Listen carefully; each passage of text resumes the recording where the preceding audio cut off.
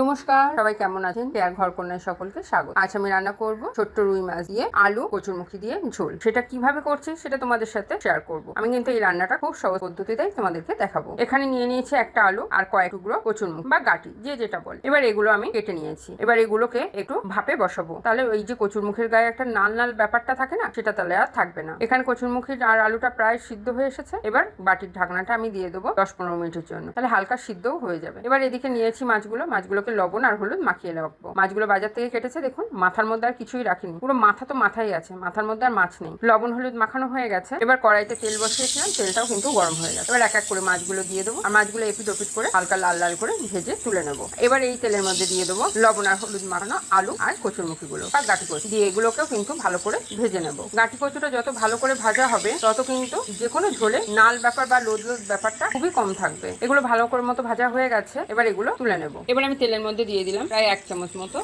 রাঁধুনিটা হালকা ভাজা হয়ে গেলে এর মধ্যে দিয়ে দেবো কুচি করে রাখা একটা পেঁয়াজটাও হালকা লাল লাল করে নেবো। এবার দিয়ে দেবো 1 চামচ আদা বাটা আর 1.5 চামচ মতো লঙ্কা বাটা, আর দিলাম স্বাদ মতো লবণ, দিয়ে সব মশলাগুলো একসাথে ভালো করে নেড়ে চেড়ে নেবো। এবার এর মধ্যে দিয়ে দিলাম অল্প একটু জল, যাতে মশলাগুলো ভালো মতো কষানো হয়। এবার দিলাম 1 চামচ জিরা গুঁড়ো, 1 চামচ ধনে গুঁড়ো, পরিমাণ মতো হলুদ দিয়ে ভালো করে কষিয়ে নেবো। মশলাটা ততক্ষণ কষাবো যতক্ষণ না মশলাটা দিয়ে তেল ছাড়ছে। মশলাটা কিন্তু এখানে প্রায় কষানো হয়ে গেছে। এবার এর মধ্যে দিয়ে দিলাম আলু আর কচুরমুখী বা গাঁটি কচু, সেগুলো দিয়ে ভালো করে মশলাটা একসাথে মিশিয়ে নিয়ে কষিয়ে নেবো। এখানে সবকিছু ভালো মতো কষানো হয়ে গেছে। এবার এর মধ্যে দিয়ে দেবো পরিমাণ মতো জল দিয়ে ভালো করে নাড়াচাড়া করে